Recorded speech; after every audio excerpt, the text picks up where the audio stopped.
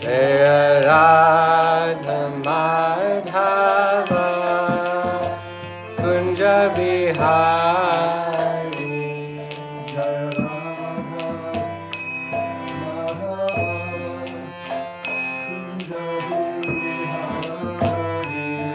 Jaya Radha Madhava Kunja Bihari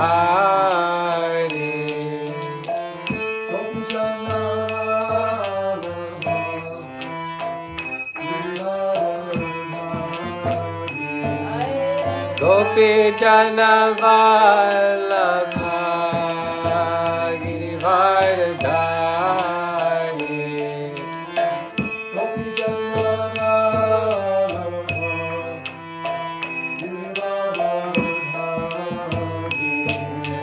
Gopi Jana Vallabha Girivardhari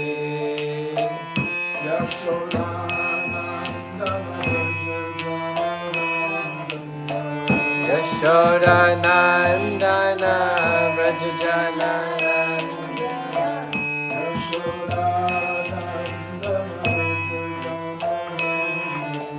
Yashoda Nandana Vrajajana Ranjana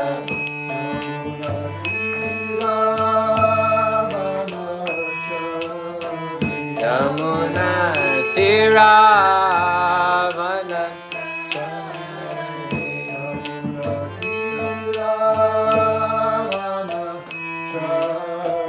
Yamuna Tiravana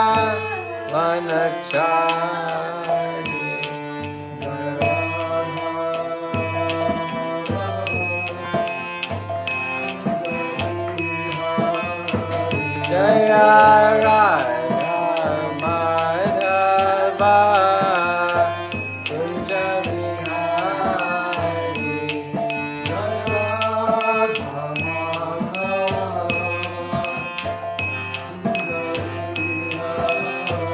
Jaya Radha Madhava Kunja Bihari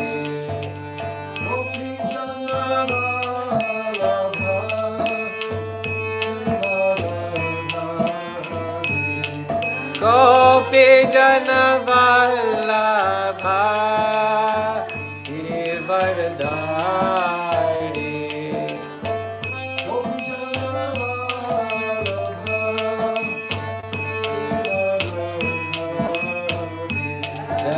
Gopi Jana Vallabha Girivardhari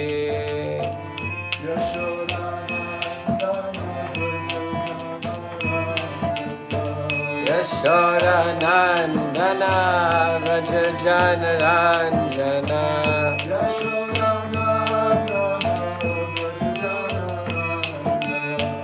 Yashoda Nandana Vrajajana Ranjana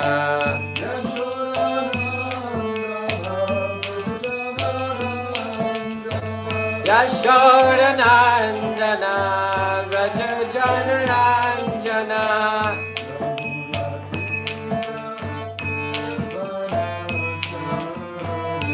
Yamuna Tiravana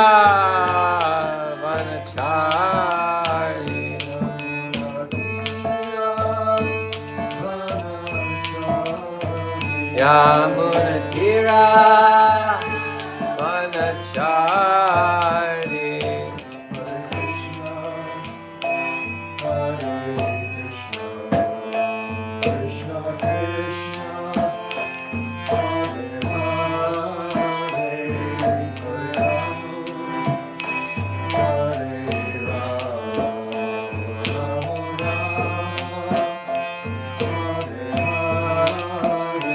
Hare Krishna, Hare Krishna, Krishna Krishna, Hare Hare, Hare Rama, Hare Rama, Rama Rama, Hare Hare, Hare Krishna,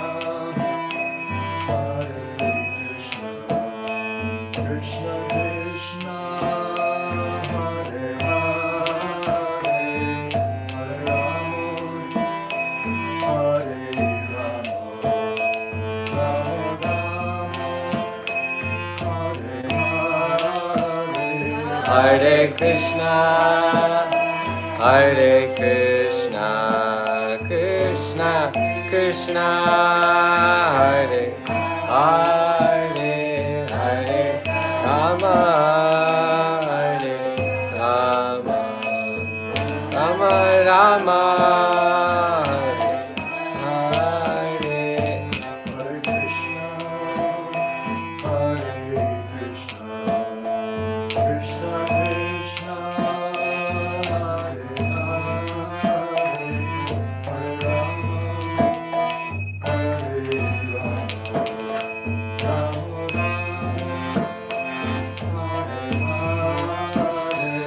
Hare Krishna, Hare Krishna, Krishna Krishna, Hare Hare, Hare Rama, Hare Rama, Rama Rama,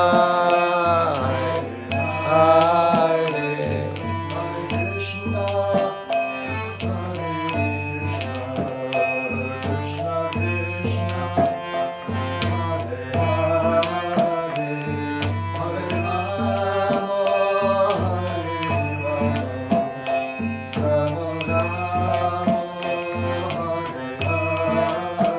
Hare Krishna, Hare Krishna, Krishna Krishna, Hare Hare, Hare Rama, Hare Rama, Rama Rama,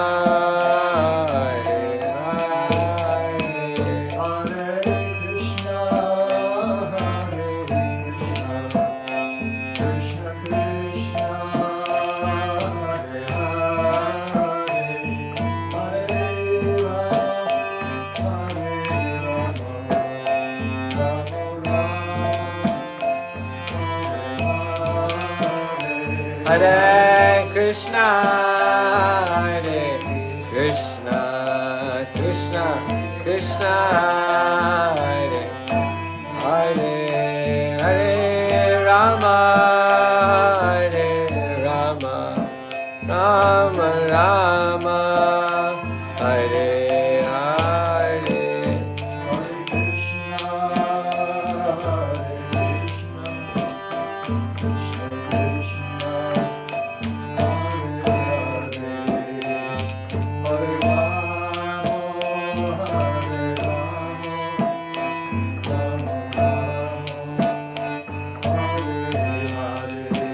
Hare Krishna, Hare Krishna, Krishna Krishna, Hare Hare, Hare Rama, Hare Rama, Rama Rama, Hare Hare.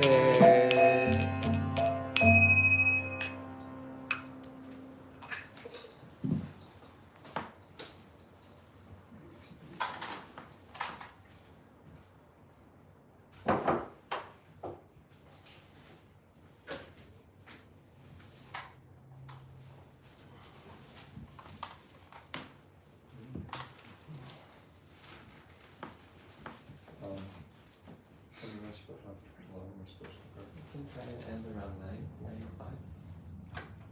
Half hour. Well, because, well, we can go to 9:15, Maharaj. But yeah, we start. Not my fault. Maharaj, let's end at 9:15. I was ready to be here.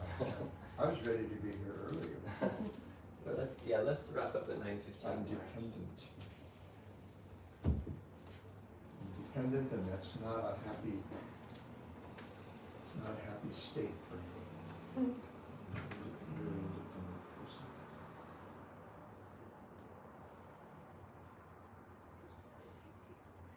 That's why the sannyasis used to walk back in the day. Pardon? That's why the sannyasis used to travel by foot. Yeah. You just walk out the door and go. Don't need to depend on anyone. Jnanatimirandhasya jnananjanashalakaya chakshurumilitam yena tasmai shri gurave namaha mukam karoti vachalam pamukam kayate Yatkrivatamaham Vande Shri Guru Nimataranam Shri Chaitanya Mano Bhishtam Sthapitam Bhutale Swayam Rupakadamahyam Gadati Swapadam Tikam Nama Om Vishnu Padaya Krishna Pleshtaya Bhutale Srimate Bhaktivedanta Swami Nitiname Namaste Saraswati Devi Gauravani Chami Nirvishesha Srimad Srimate Shatari Panchakalpatarubhyascha Kripasindhya Patitanam Pavanebhyo Vaishnavebhyo Namo Namaha. Half hour.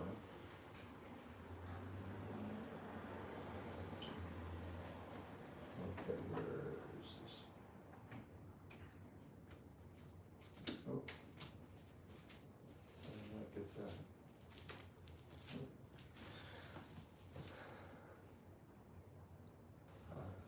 Potent processes of bhakti. So as we know, wasn't sure how to prepare my mind for this because I wasn't sure of the audience. It's just family, so this is going over stuff we know. As we know, in the second chapter of the Bhakti Rasamrita Sindhu, Srila Rupa Goswami lists. Well, first of all, he talks about the subject of that wave of the Bhakti Rasamrita Sindhu. That chapter is Sadhana Bhakti, and so he starts out by discussing eligibility for bhakti and eligibility for, particularly for Vaidhi Sadhana Bhakti, which is how the chapter, the main part of the chapter is presented.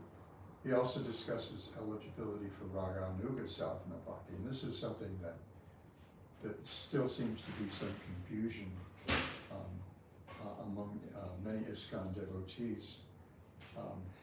That devotees like to sometimes talk about sadhana bhakti and raganuga bhakti. And what we see very clearly in that chapter is that raganuga bhakti is sadhana bhakti. So there are two branches, two kinds of sadhana bhakti, Vaidhi sadhana bhakti and raganuga sadhana bhakti. And what distinguishes them is two things. One is the motivation, and the other is the goal. The motivation, the driving force behind Vaidhi sadhana bhakti, sadhana bhakti guided by the vidhi, by the rules, is faith in the Shastras and the instruction of the spiritual master. And the goal is Vaikuntha. Vaikuntha prema, colored by Aishvarya, by awe and reverence for the Lord's gloriousness. Raganuga sadhana bhakti, the motive for Raganuga sadhana bhakti is an intense, overwhelming desire to serve Krishna, following in the wake of one of his eternal associates in Vrindavan. And the goal is serving Krishna, following in the wake of one of his eternal associates in Vrindavan.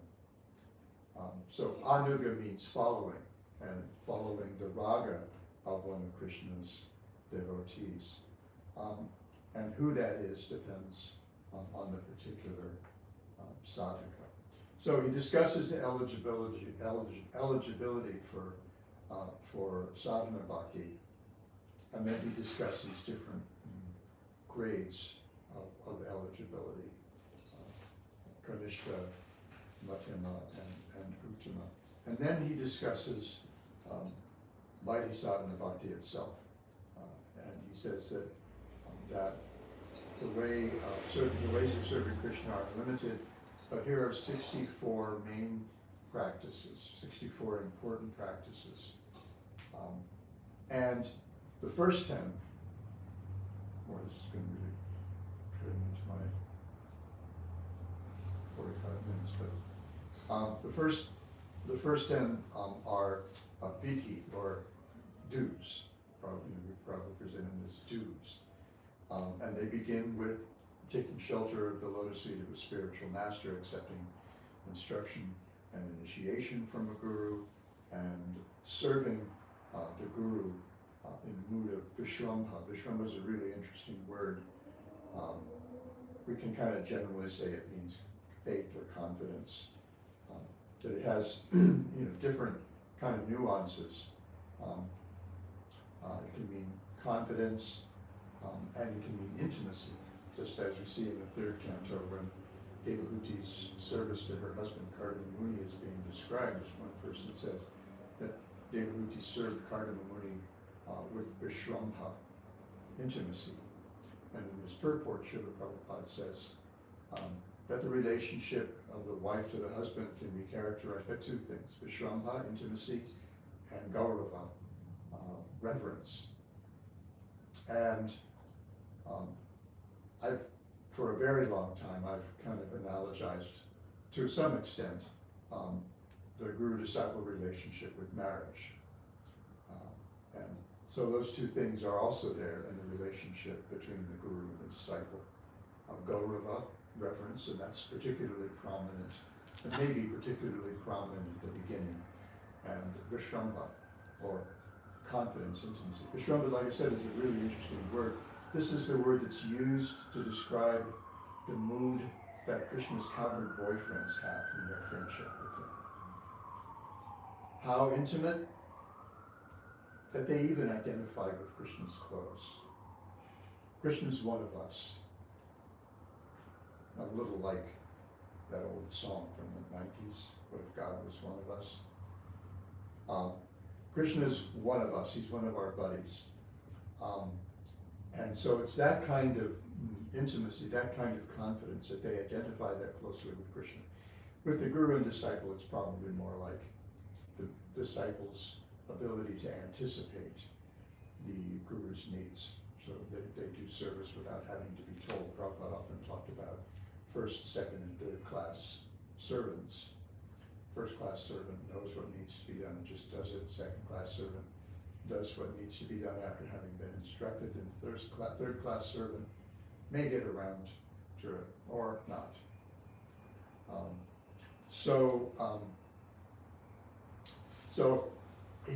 And we see that these different angas of bhakti, the different angas of sadhana bhakti, they're grouped partially by the angas of the body with which we engage in these angas.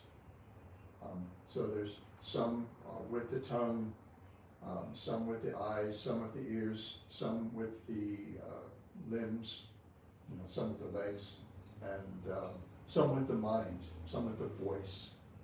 And then he has this long list, and at the end, he repeats 5 of them for emphasis at the very end, because that's a PowerPoint in a text. Old writing instructor here, English professor. The end of a text, end of a paragraph, those are kind of like power places. So at the very end, he repeats 5 that are particularly important. And I think most devotees who know these 5 think of them as they show up in the 22nd chapter of Madhya Lila Chaitanya Charitamrita, because it's just easier.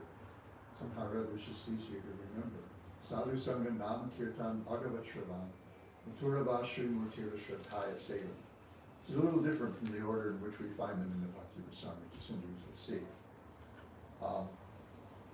So, Sadhu Sangha, associating with sadhus, associating with saintly persons. Nam Kirtan, chanting the holy name. Bhagavat Shravan, hearing about Krishna, hearing about Bhagavan, hearing Srimad Bhagavatam or Bhagavad Gita, or discussing Krishna's Leelas, hearing from the Leela Granthas. like Gopal Chandru, Govinda Lilamrita. Although Govinda Lilamrita is interesting, because I remember hearing a story, I had to check and see if this is in Bhakti Akash Maharaj's book, but I remember hearing years ago that Bhaktisiddhanta Saraswati once suggested to Bhaktivinoda Thakur that they should print Govinda Lilamrita, and Bhaktivinoda Thakur said, fine, print a copy for me and a copy for yourself. So books like that, hearing about Krishna and worshiping the deity with affection and faith. So the first in that list is, well, actually, maybe I should follow Srila Rupa Goswami.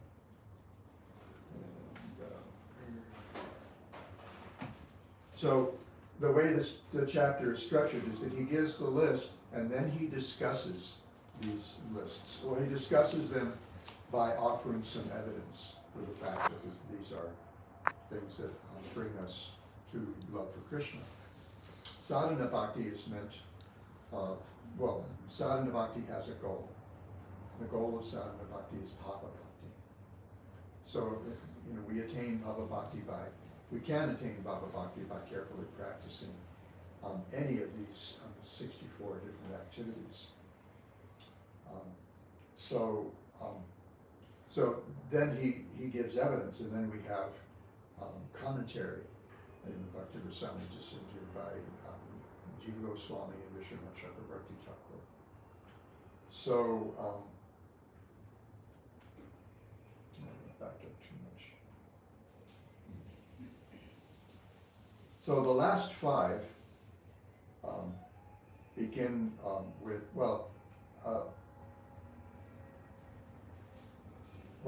I'll just read it as he has it later in the chapter. This is starting with text 224. It says, so 59, this is Atta Shri Janmadina Yatra Yata Bhavishyoktarahi. It says, observing the appearance day of the Lord. And he cites the Bhavishyottara Purana. And then he said, these are festivals. I'm quite sure how that fits. I don't think I spent enough time on this morning. And then he says, attachment to serving the lotus feet of the deity.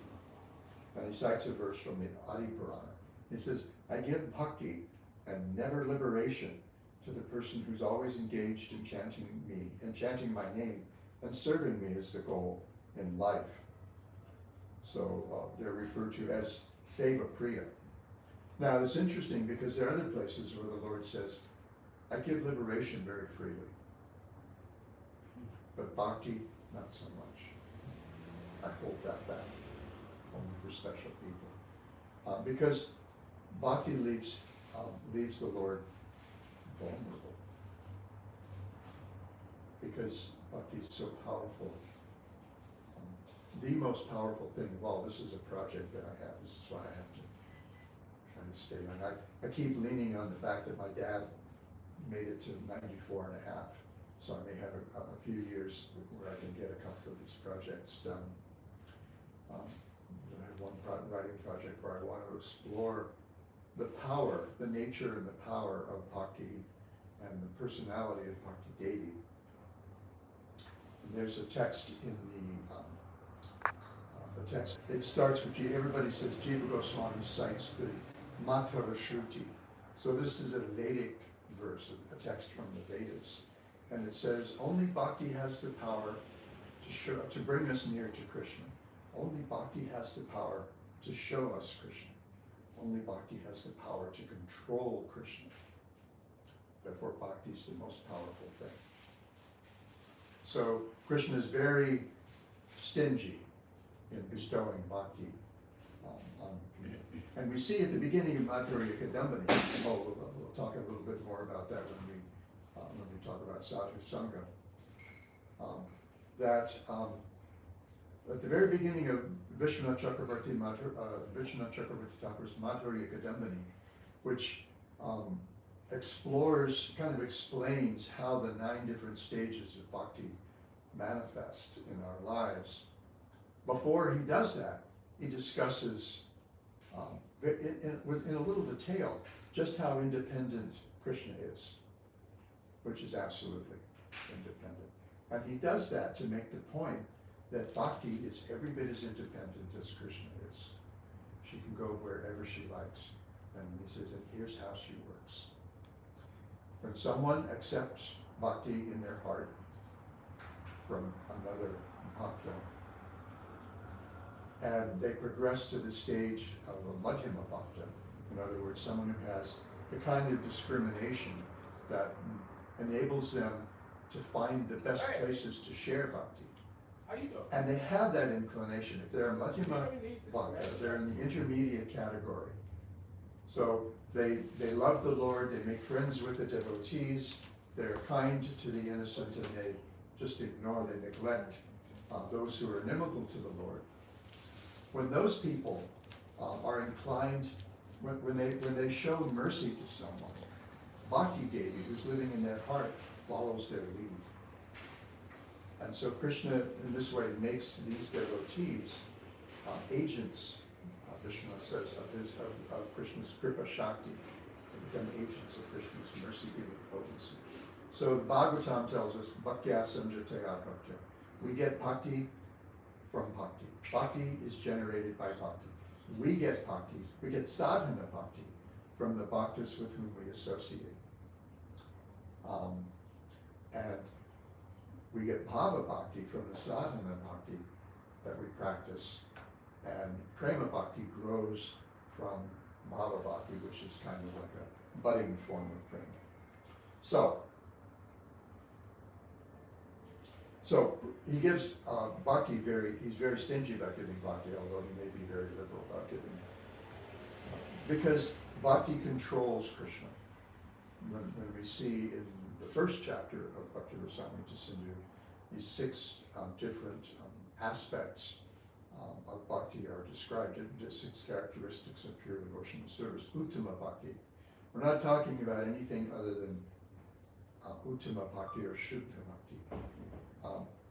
That the last of those, which is especially realized in the stage of prema bhakti, is Shri Krishna Karshan, that has the power to attract even the all-attractive Krishna. Krishna is like a kind of a spiritual black hole. You get close enough in the orbit, and you're close enough to a black hole, and you find yourself in its gravitational pull. And eventually, and always, you will be drawn into that black hole, merge, or whatever. We don't know what happens in a black hole because it has such power that nothing, including light, is able to escape from it. Its mass is so great. So Krishna is like that. Krishna attracts everything. That's what Krishna means. And Sri Krishna Akarshani means it draws Krishna. And so Srila Jiva Goswami explains in his Bhakti Sandarbha that even sadhana bhakti has some power to control Krishna. He gives some verses from the 2nd chapter of the Bhagavatam as evidence to show how bhakti has the power to control Krishna. And he says, out of this, I think it's 7 verses, 6.5 of the verses, all directly point at sadhana bhakti. And as I pointed out the other night, Vishwanath Chakravarti Thakur says that bhakti, if we have experience of bhakti, we become rasagraha. We become haunted by rasa. And in his commentary on that verse, he explains that this happens even from the very first day of serving the Lord. Rasagraha make it sound like it's something that happens at an elevated state. But we become haunted by bhakti even from the first day of serving the Lord. So bhakti has that power, so it leaves Krishna vulnerable. But he says he gives bhakti to people who have developed this taste for serving him, the seva priya, that service to Krishna is very dear to them. And that service is most easily attained for most people in the form of serving the deity in some way or another, either directly or indirectly. I've gotten lost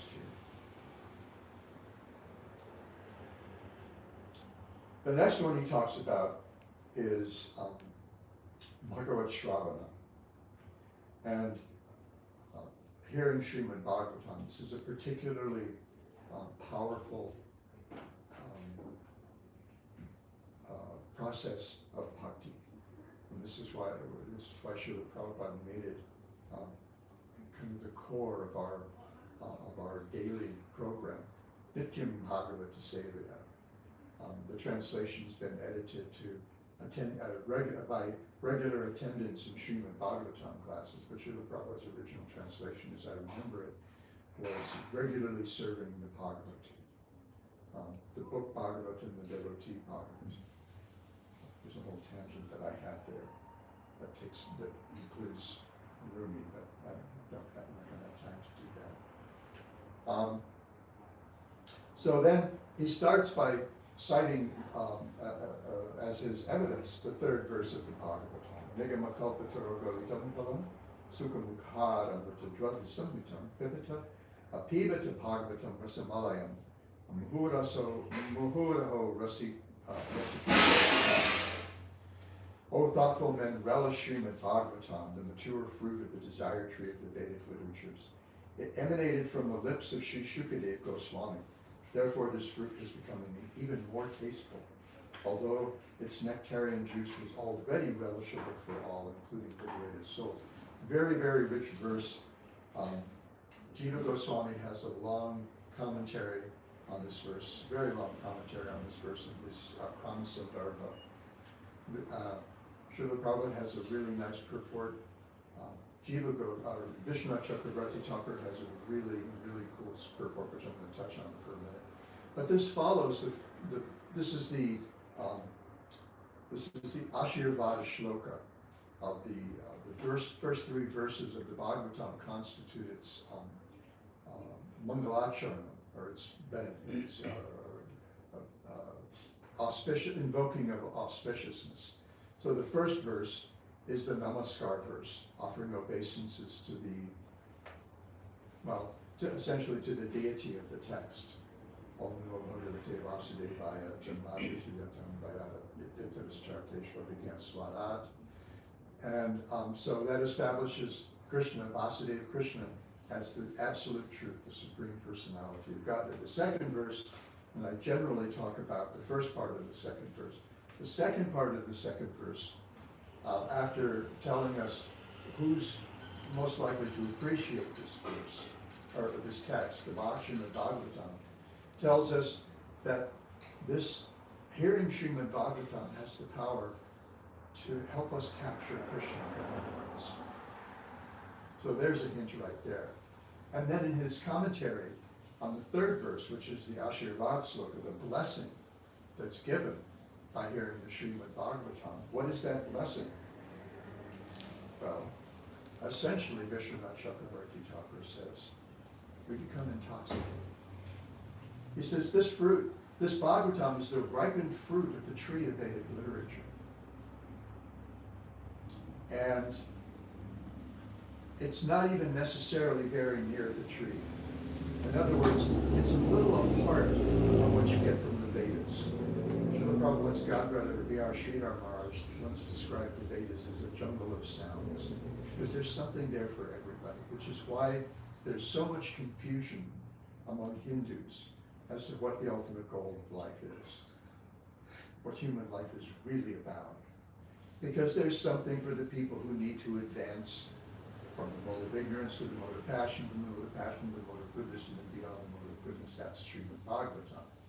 There's something for people who are only eligible for karma. Something for people who are eligible for karma yoga. Something for people who are eligible for yoga.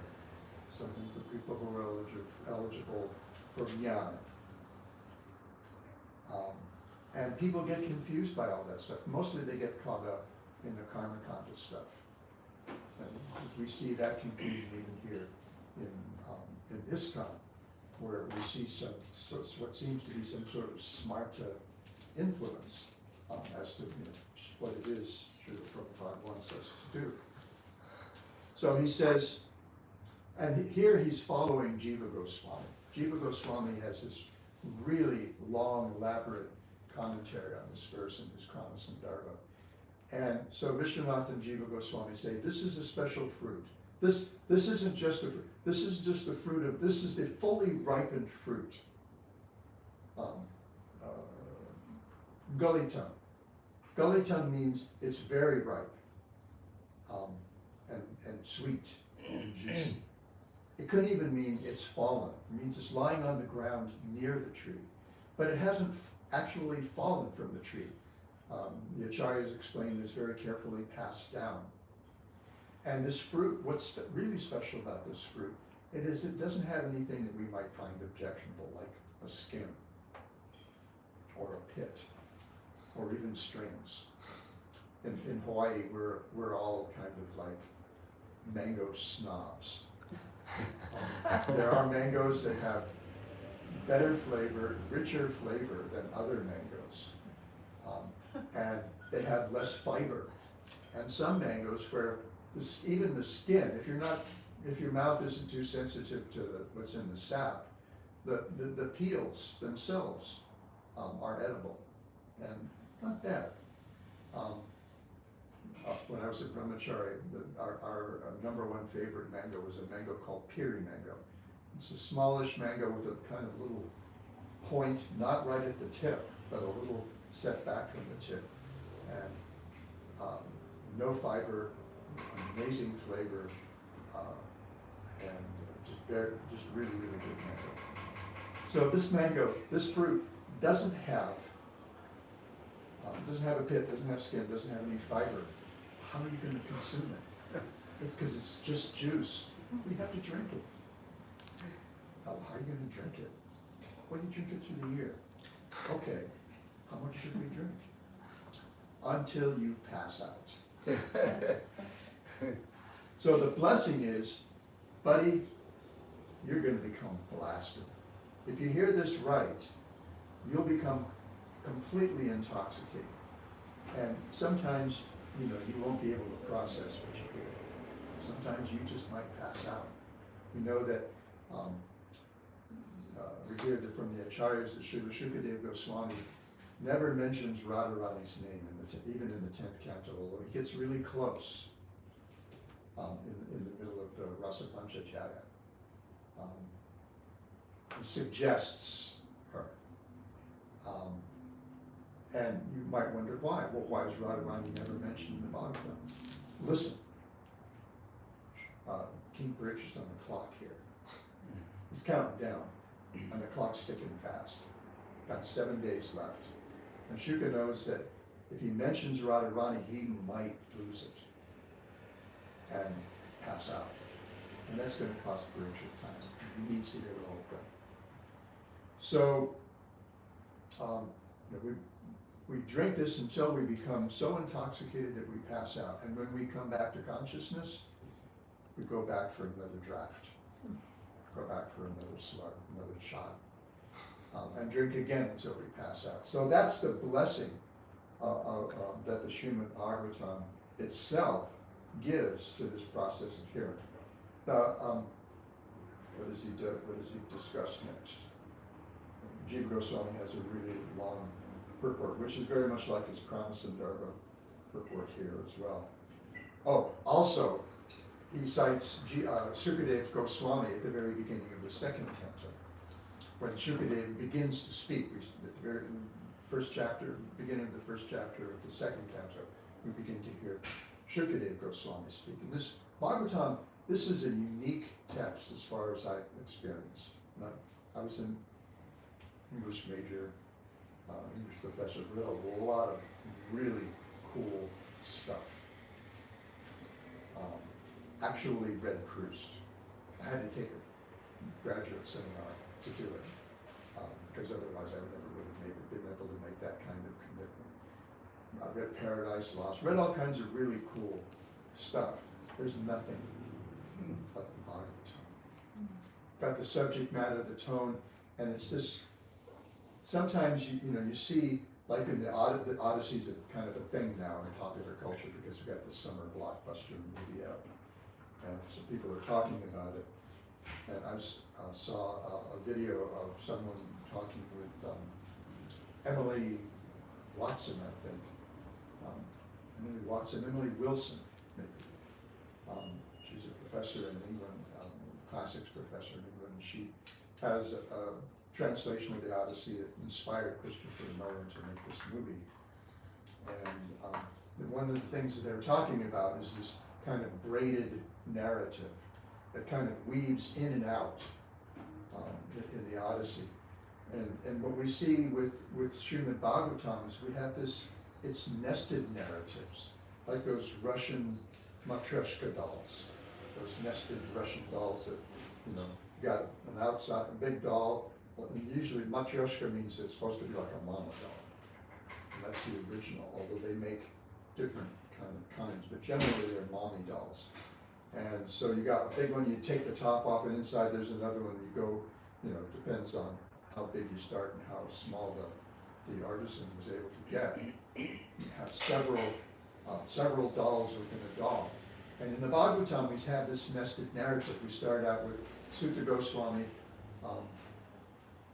And the first layer is Sutta Goswami addressing the sages of Naimisharanya, beginning of this 1,000-year sacrifice on the cusp of Kali Yuga. And then he's telling about how he heard it. He heard it when Shrikadev Goswami shared it with King Parikshit, and sages and all kinds of people from all over the universe came to hear. Imagine if Shrikadev Goswami would have sit down. Well, I can't imagine him sitting down with maybe the president of the United States, maybe another president of the United States, on the bank of the Potomac River. So take the president of the United States, walks away from the White House and says, okay, I all of a sudden I realized my mortality, and all this is a bunch of nonsense, and I got to find out what's the most important thing to do. And I'm just going to go sit down on the river and meditate until it comes to me. And Shukadev Goswami shows up somewhere between the tide pool at the Jefferson Memorial and the banks of the Potomac River. And the president of the United States is sitting there in his skivvies, just waiting to find out what is supposed to happen. And Shukadev Goswami, this 16-year-old naked sage that just blows everybody's mind because he's so obviously transcendent to everything that's going on. And he sits down, and all of a sudden everyone's going to want to hear, and have all the cable news networks and all the podcasters there, and all everybody. Okay, this is what's going on. This is the president. The president says this is the most important thing, and so this is what's going on. So all these sages came. Sutta Goswami was along with Narada Muni and Vyasadeva, Shukadev's father and guru, and Narada Muni, Vyasa's guru. So here at the beginning of the second canto, Narada Muni is admitting, here's how amazing this is. I was born an Atmarama. I was born immersed in transcendence. There's nothing that can interest me.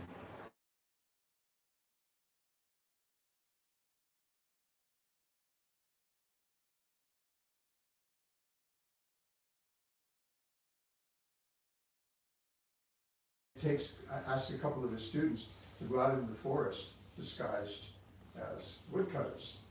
And he gives them a couple of Bhagavatam verses. And he says, just chant, go out in the forest, just chant these verses. And eventually, you'll find my son. So Shukadev's sitting in the forest chanting, and he hears these verses. Oh, Baki, stomach collar. Oh, wait, this isn't it? There's more? So he goes back and hears from his father. So he's admitting that even I, as an Atmarama, found this really attractive. And then we see, we'll go back to the sages of Naimisharanya, this verse I spoke on Wednesday in the Krishna House LA class. We never tire of hearing about this.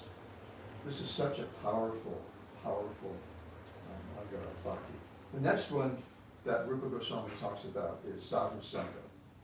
So here he cites a verse from the 18th chapter. The value of a moment's association with devotees of the Lord cannot be compared even to the attainment of the heavenly planets or liberation. What then to speak of any worldly benedictions in the form of material prosperity, which are meant for those who are destined to die? In other words, this is way beyond even liberation. This is just an amazing thing. Getting this kind of association. And that's where we get, that's, as I mentioned before, that's where we get bhakti. And when he mentions this at the end of the list of the 64 angas of bhakti, he actually gives a couple of qualifications for the kind of sadhus with whom we should aspire to associate. One, the first is sajatiya shiye. Jata has to do with kind. It's kind of a taxonomical word, class, kind, birth, family. In other words, your people. It's translated, Bhanuswami translates as like-minded. I frankly prefer like-hearted, because I think it's more to the point. Like-minded is getting you there. Like-hearted is what we're talking about. Your people. We have the same goal. We have the same interests. The second is snigdha, affection. We want to associate with people who are light-hearted and affectionately disposed toward us. Otherwise, why would we bother, right? And the third is satove. Sata has to do with the self, and vada, like Vrindavan Natavada, means superior. So we want to associate with devotees who share our interests in serving Krishna, who are affectionately inclined toward us, and who are at least a little more advanced than we are. If they're too much more advanced, we might not be able to appreciate their company. We might make mistakes. But at least we want people who can draw us along toward the path of bhakti. And it's from those that we get that bhakti lata bija that the Lord addresses in his teachings to Rupa Goswami. Brahmanda Pramite Kuna Bhagavanaji, Guru Krishna Prasade Hai Bhakti Lata bija. That if we're very fortunate, after wandering throughout not just throughout a universe, throughout the whole Brahmanda, throughout the entire cosmos, not just from one body to another, but from one universe to another. Because karma is described in the Shastras as anadi, beginningless. There's no way to measure when it began, because there's no time there. So we say, since before time immemorial or something like that. It does have an end. Karma has an end, has an anta. It's anadi, but it's not ananta. And what's its end? The introduction of the Bhakti Lata Bija. So we get that Bhakti Lata Bij by the grace of Guru and Krishna.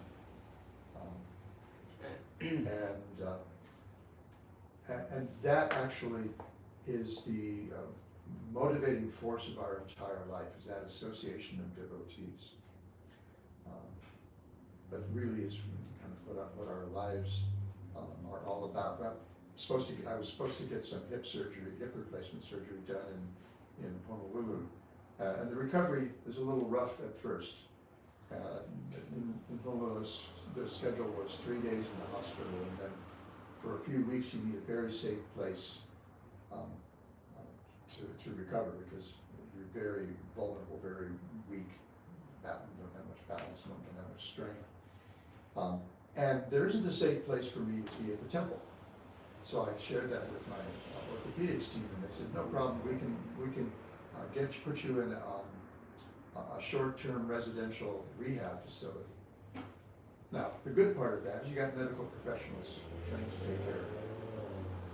The other part of that, though, is it's not my environment, it's not my folks, not my diet.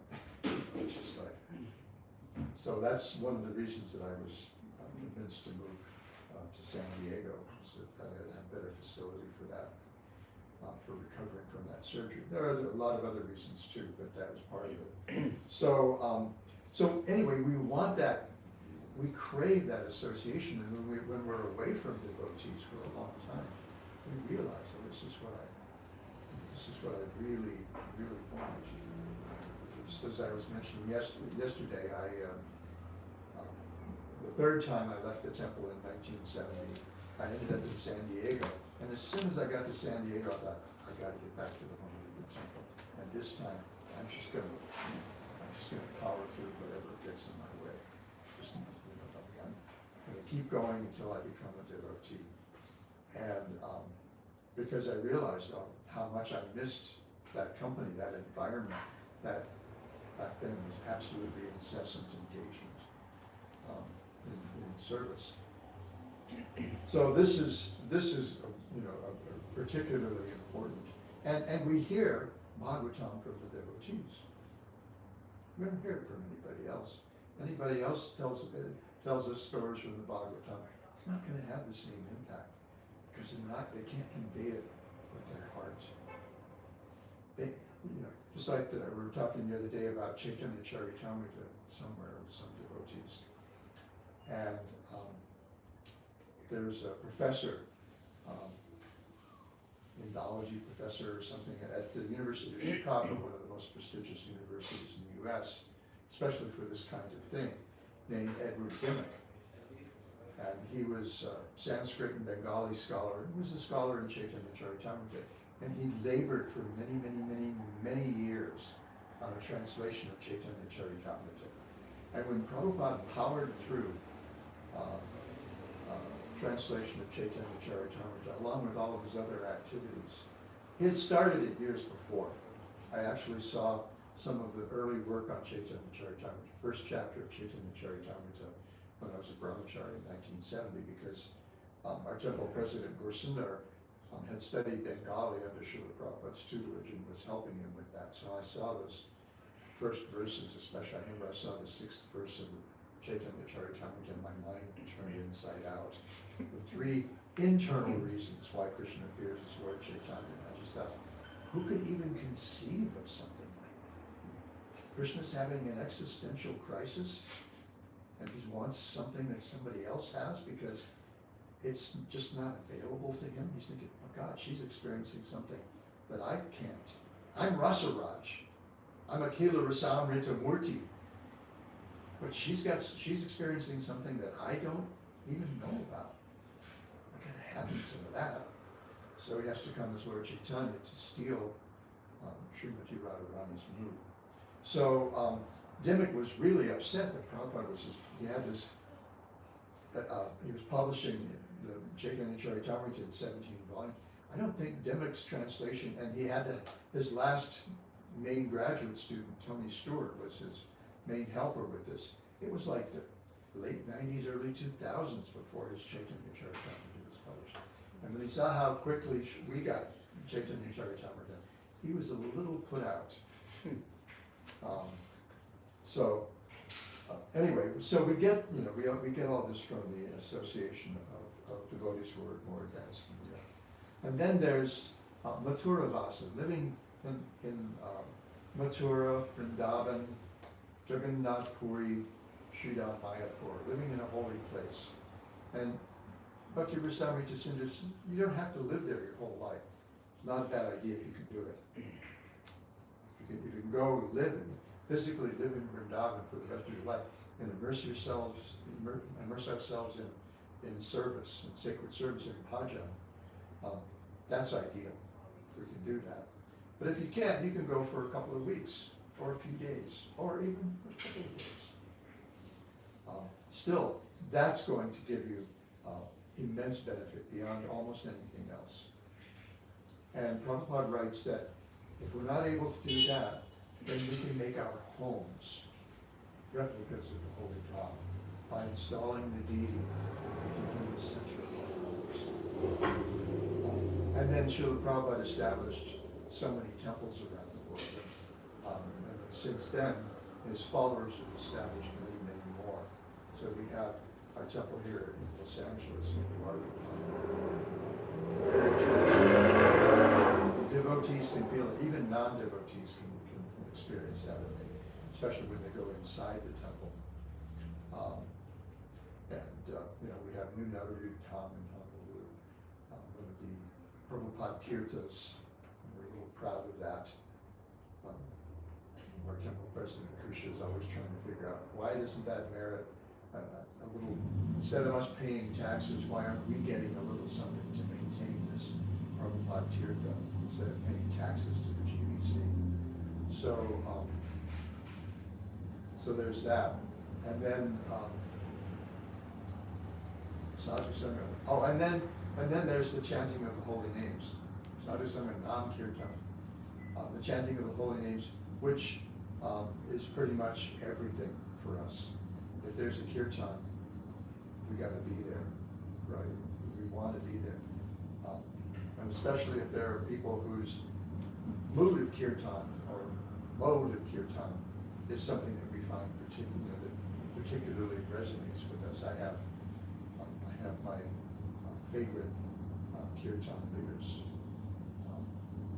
and I keep finding more and more whose kirtans I really like. And some of them are, the big superstar devotees that you naturally think of. A couple of my top favorites are Chitta Gopi and Badahari. Well, Chitta Gopi because she's got the heart, but she's also got the pipes. She's like kind of like the whole package. Badahari, if you isolate his voice, listen to his kirtan, isolate his voice, he's got this condition, you might notice sometimes, a little bit of a tremor. Fortunately, it's not something that's progressive or anything, but you hear it in his voice as well. Not a terribly good singer, like someone like Amala Harinam or Krishna Kishore. What about Agnidev? Pardon? Agnidev.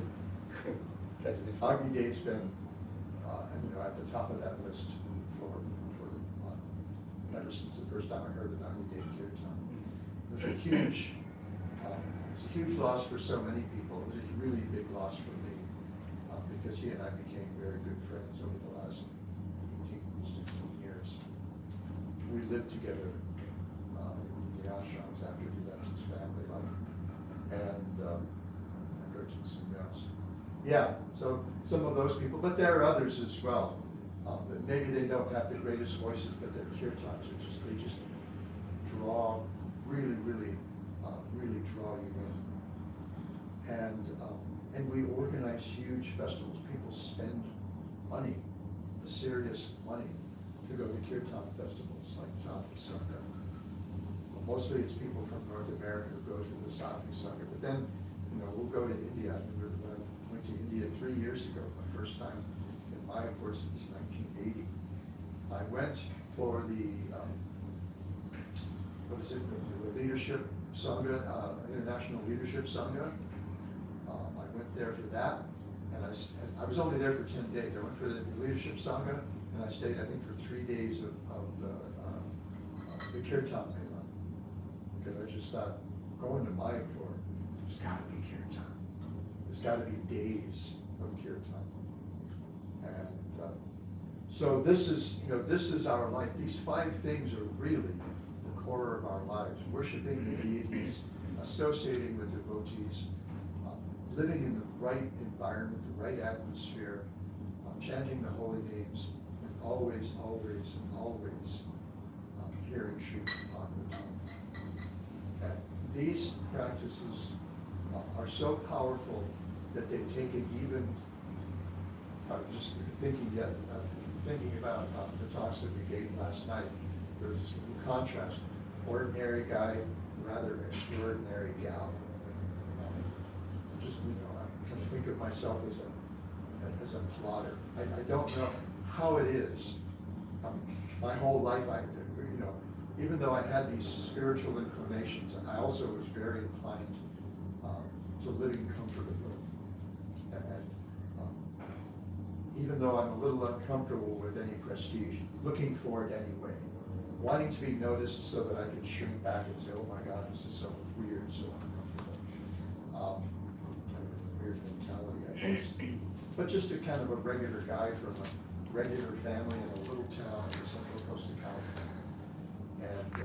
And then someone who had this like apparent extraordinary destiny in front of him, who found something he more extraordinary.